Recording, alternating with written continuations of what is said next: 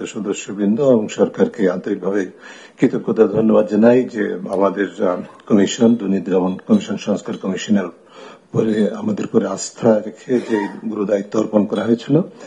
আমরা চেষ্টা করেছি আমাদের সাধ্যমতো মানুষের প্রত্যাশা পূরণের প্রতিফলনকারী একটা প্রতিবেদন তৈরি করার জন্য, এবং সেই লক্ষ্যে অন্য সংস্কার কমিশনের মতোই আমরা যথাযথ গবেষণা এবং জনসম্পৃক্ততা কার্যক্রম সম্পন্ন করে আমাদের প্রতিবেদন শেষ সম্পন্ন করেছি এবং আজকে জমা দিতে পেরে আমরা কৃতজ্ঞতা ধন্যবাদ জানাই। এবং একই সাথে আমার কমিশনের সম্মানিত সদস্যবৃন্দ যারা অত্যন্ত পরিশ্রম করে আমার সাথে আমার প্রেশারকে বেয়ার করে, চাহিদাকে মিট করে তারা আমার সাথে সহযোগিতার মাধ্যমে কাজ করেছেন, সবাইকে ধন্যবাদ জানাই।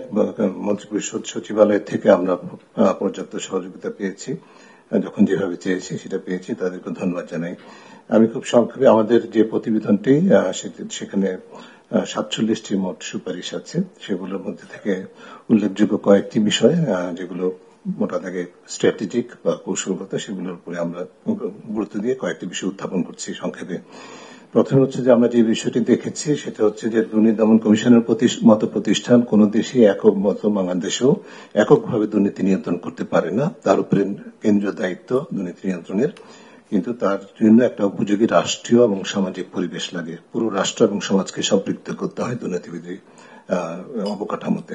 সেই বিবেচনায় আমরা প্রাথমিকভাবে বেশ কিছু গুরুত্বপূর্ণ প্রস্তাবনা করেছি আমাদের দেশের অভিজ্ঞতা বৈশ্বিক চর্চার উপর নির্ভর করে। তার মধ্যে অন্যতম হচ্ছে যে আমরা আমাদের সংবিধানের 20(2) অনুচ্ছেদ যেটি আছে সেটাকে সংশোধন করতে চাই।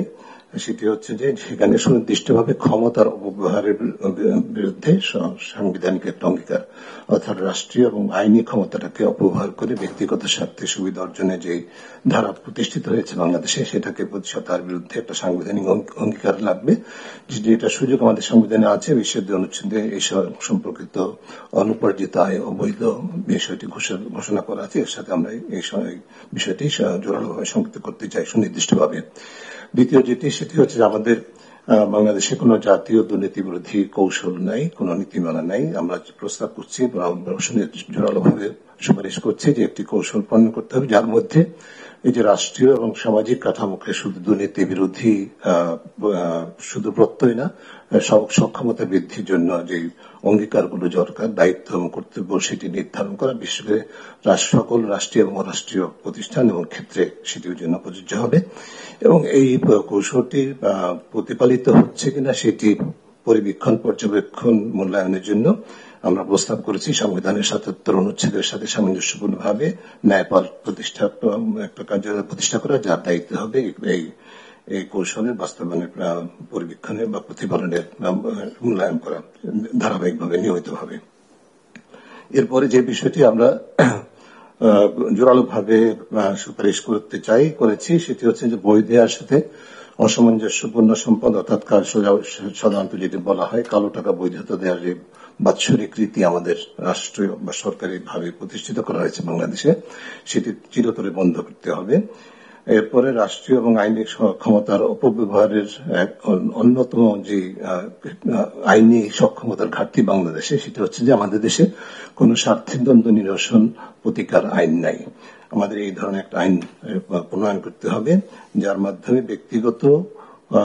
ব্যক্তিগত পরিচয় বা সম্পৃক্ততার দ্বারা প্রভাবিত হয়ে যে রাষ্ট্রীয় ক্ষমতা বা সরকারি ক্ষমতার অপব্যবহারের সুযোগ নেওয়া হয় সেটাকে রহিত করা যাবে এবং নিয়ন্ত্রণ করা যাবে।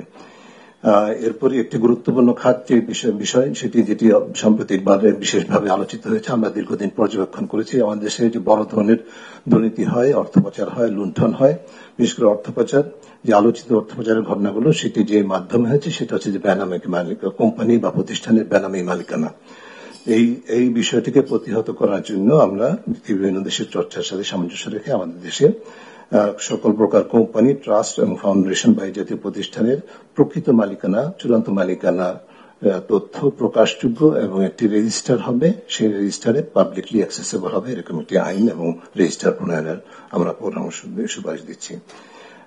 আমার পার্শ্ববর্তী কমিশন, নির্বাচন কমিশনের যে প্রস্তাবনা, নির্বাচন সংস্কার কমিশনের প্রস্তাবনার সাথে সামঞ্জস্যপূর্ণ কিছুটা সাংবিধানিক সংস্কার কমিশনের সাথেও, সেটি হচ্ছে আমরা রাজনৈতিক এবং নির্বাচনী অর্থায়নে স্বচ্ছতা এবং জবাবদিহিতা নিশ্চিত করতে চাই এবং সেই লক্ষ্যে নিশ্চিত করা হোক সেই লক্ষ্যে কতগুলো সুনির্দিষ্ট পরামর্শ আমরা উপস্থাপন করেছি। আমি বিস্তারিত যাচ্ছি না। এরপরে বিশেষ করে সাধারণ মানুষের দৈনন্দিন জীবনে দুর্নীতির যে প্রভাব সেটাকে নিয়ন্ত্রণের জন্য আমরা সকল প্রতিষ্ঠানে বিশেষ করে সেবামূলক খাতে সরকারি এবং বেসরকারি খাতে বিশেষ করে যেমন থানা, নিবন্ধন কর্তৃপক্ষ, রাজস্ব কর্তৃপক্ষ, পাসপোর্ট এবং বিভিন্ন স্বাস্থ্য, শিক্ষা এই ধরনের খাতগুলোতে সেবা খাতগুলোকে এন্ড টু এন্ড অটোমেশন করতে হবে, পুরোপুরি অটোমেশন সম্পন্ন করতে হবে। কিছু কিছু বিষয় আছে যার মধ্যে আমি বিস্তারিত না গিয়ে আরো কয়েকটি আন্তর্জাতিক উদ্যোগের সাথে আমাদের সম্পৃক্ততার বিষয় বলছি, যেমন common reporting standard, open government partnership এবং বেসরকারি খাতে অবৈধ লেনদেন আইনিভাবে নিষিদ্ধ করার বিষয়টি বা অপরাধ হিসেবে চিহ্নিত করার বিষয়গুলি, যেগুলো জাতিসংঘের আন্তর্জাতিক দুর্নীতি বিরোধী কনভেনশনের সাথে আমাদের সদস্য রাষ্ট্র হিসাবে আমাদের বাধ্যবাধকতা আছে সেগুলো। এরপরে খুব সংক্ষেপে দুদকের বিষয়ে সরাসরি যে বিষয়গুলো আমরা বলতে চাই সেটা হচ্ছে দুদককে আমরা সাংবিধানিক স্বীকৃতি দিতে হবে। এটি সাংবিধানিক স্বীকৃতি পায়নি, এটা সংবিধিবদ্ধ প্রতিষ্ঠান হিসেবে আছে, যেটি আমরা মনে করি খুব গুরুত্বপূর্ণ একটি বিষয় বাদ পড়েছে, এটা করতে হবে। একজন নারী সদস্য সহ কমিশনের সদস্য সংখ্যা কমপক্ষে 5 জন, কমপক্ষে একজন নারী সহ মোট সদস্য 5 জন হতে হবে, যার মধ্যে বিভিন্ন সংশ্লিষ্ট পেশার বা প্রতিনিধিত্ব নিশ্চিত করার জন্য আমরা সেখানে আমাদের কমিশন নিয়োগের ক্ষেত্রে বেশ কিছু সুনির্দিষ্ট প্রক্রিয়া এবং পদ্ধতি এবং মানদণ্ড নির্ধারণ করেছি।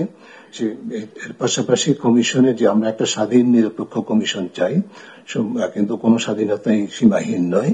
এই কমিশনের স্বাধীন চর্চার পাশাপাশি জবাবদিহিতার বিষয়টা আমরা উপেক্ষিত ছিল। শুধুমাত্র রাষ্ট্রপতির কাছে একটা প্রতিবেদন দেওয়া হয়, যেটি যথেষ্ট নয়।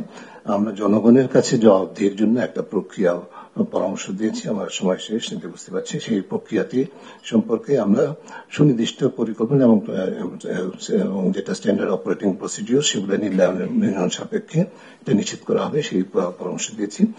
আর একটি বিষয় বলে শেষ করব, দুদকের যে অকার্যকরতার পিছনে অন্যতম যে কারণগুলো ছিল তার মধ্যে হচ্ছে দুদকের অভ্যন্তরে অনিয়ম দুর্নীতি আছে, অনাচার আছে।